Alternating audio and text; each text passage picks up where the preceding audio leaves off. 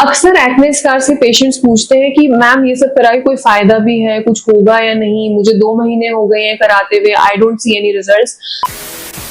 आज हम बात करेंगे एक्ने स्कार्स के बारे में। एक्ने एक प्रॉब्लम है जो कि यूजुअली अर्ली 20s तक दिखाई देती है और 20-25 इयर्स के एज ग्रुप में अक्सर हमारे पास पेशेंट्स आते हैं जिनके एक्ने तो खत्म हो चुके होते हैं बट दे ऑफन हैव या तो उनको पिगमेंटेड स्पॉट्स होते हैं या रेडनेस होती है which is the acne scars. Now acne scars can be is a wide term जिसके अंदर कई सारी चीजें आती हैं। सबसे पहले हम बात करेंगे पिगमेंटेड स्पॉट्स जो एक्ने के बाद रह जाते हैं। Now these are not exactly scars, they are actually marks which are left after the acne. Pigmentation के लिए कई सारे treatments हैं in the form of oral medication से भी ठीक होता है और लगाने के लिए depigmenting creams दी जाती हैं। और ये याद रखना जरूरी है कि जब पिगमेंटेशन है तो सनस्क्रीन का महत्व बहुत ज्यादा है इसमें और एक मेंटेनेंस एक्ने ट्रीटमेंट चलता रहना चाहिए।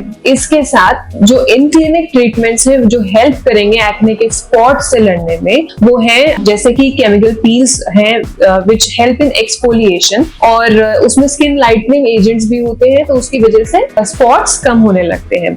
इसके फ्यू सेशंस में be every 3 weeks you can take 3 to 4 sessions and definitely that helps with the brown colored spots which are left after acne। बाकी और ट्रीटमेंट है जैसे कि कार्बन फेशियल किया जा सकता है या फिर लेजर टोनिंग का एक ऑप्शन है। These are also treatments which target the melanin pigment and thus are going to be helpful। Also the carbon facial it has an edge above that आपकी स्किन की ऑयलीनेस को वो कम करता है। तो यूजुअली एक्ने प्रोन स्किन जो होती है उनकी ऑयली स्किन होती है तो उसमें भी वो एक एक्स्ट्रा फायदा रहता है। Now we will talk about acne scar यानी कि एक जब आपको दिखाई देती है या शैडो सी दिखाई देती है चेहरे पे, अनइवननेस दिखाई देती है, that is what is called as acne scar. So acne के इन्फ्लेमेटरी प्रोसेस की वजह से स्किन के अंदर स्कारिंग हो जाना एक आम सी बात है। इसीलिए ये हमेशा समझाया जाता है कि prevention is better than cure. So we should always try to treat acne as early as possible. वो बड़े दाने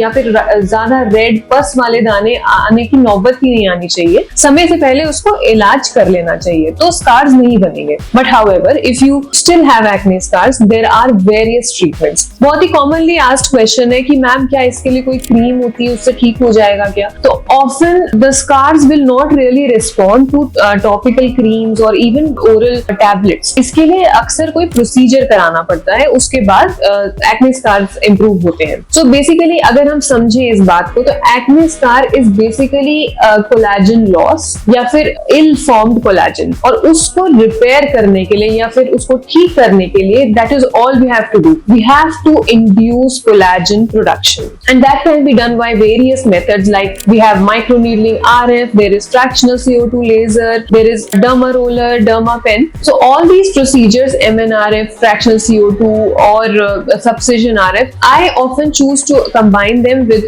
platelet rich plasma.